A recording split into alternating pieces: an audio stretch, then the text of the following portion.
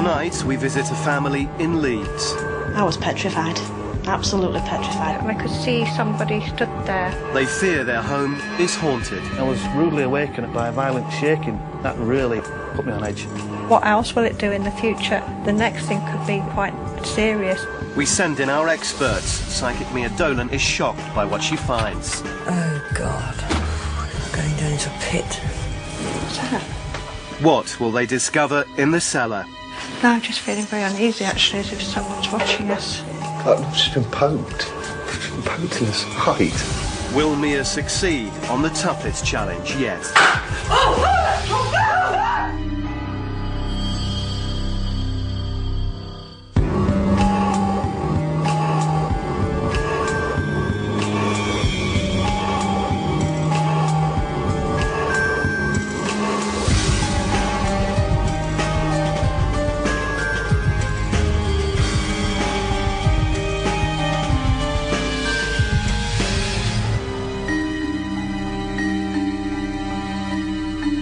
Britain is the most ghostly country in the world, with more than 10,000 haunted locations.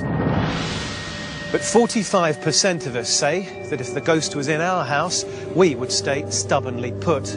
Clearly, we're a nation that's not easily frightened.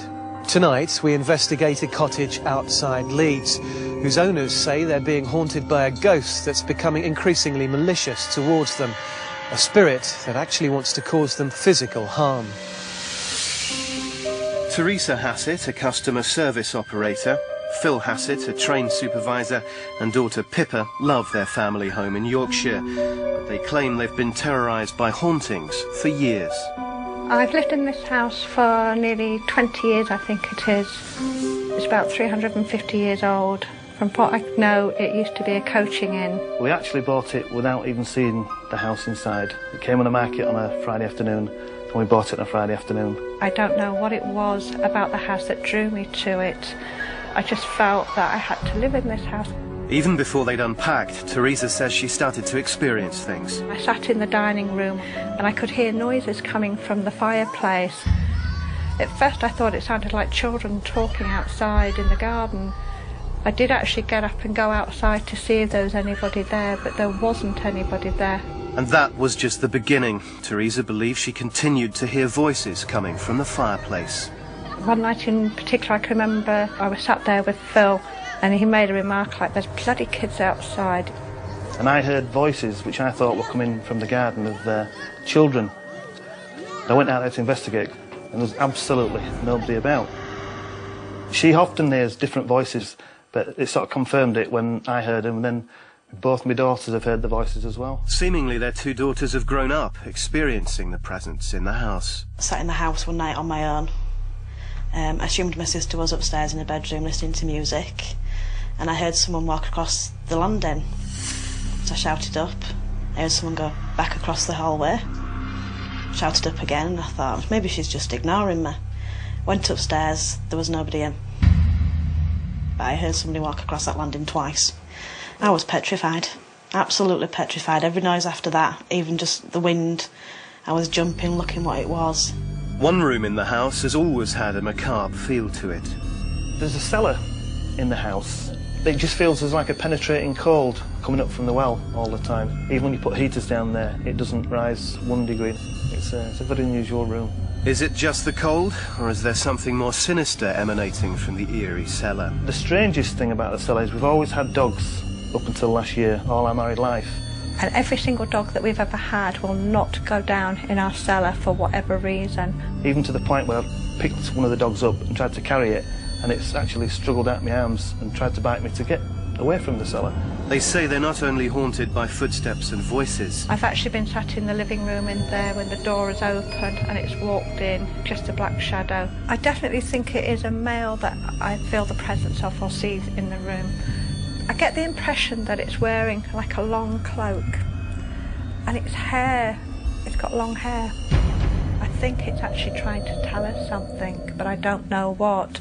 And because I don't understand what it's up to, it is starting to scare me. It appears that this figure is trying to communicate with Teresa Hassett. I'm quite sure that there's something there that is not particularly happy with me in general. and there's a lot of incidents that seem directly related to things that I do or when I'm here. They seem increasingly worried as they fear the ghost is trying to hurt Phil.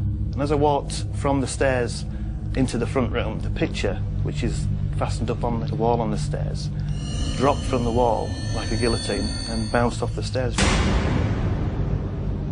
It was as if somebody had just lifted it up off the wall and dropped it down. If it had hit it on the head, it would have killed him, there's no doubt about it. The Hassets say that after 20 years of hauntings, they've had enough. I went to bed as normal, went to sleep, and then I was rudely awakened about 2 o'clock in the morning by a violent shaking. I leapt out of bed and I saw a figure of a man. The looming figure was said to quickly disappear. To be physically shuffled about in bed, that really put me on edge. And that's still something that I'm having trouble getting my head around as to why it's escalated up or moved up another stage now. We gave the Hassets a camera for the week in an attempt to find out what's happening in the house and how it's affecting them. Over the last week, there's been quite a lot of activity in the house. I've heard the voices downstairs by the fireplace. I've had the footsteps on the landing. I've also had the noise from this bedroom. When you're downstairs, it sounds like a small animal jumping off the bed. The shadow across the top of the stairs and the dining room door bursting open when there's no wind. It's got to the point now where these things are happening more and more and more, and it's upsetting Teresa, my wife. I'm getting quite worried because it now seems to be attaching itself more and more to Phil, and I'm worried that eventually it will cause him more harm. After 20 years of hauntings, the Hassets say they're at breaking point.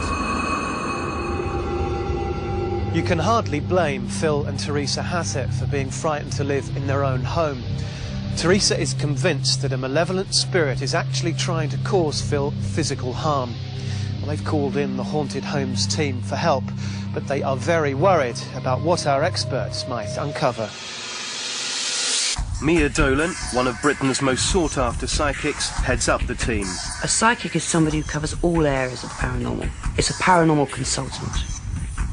People say to me, oh, I think it's haunted, but if it's a child, I'll keep it because I'm not scared of a child, or I'm not scared if it's not a bad one. It's not a dog. And if somebody is stuck on Earth, they need to go home. So no, you cannot live with a ghost. They are not part of the furniture and fittings. One of the techniques Mia uses is a spiritual activity called psychometry.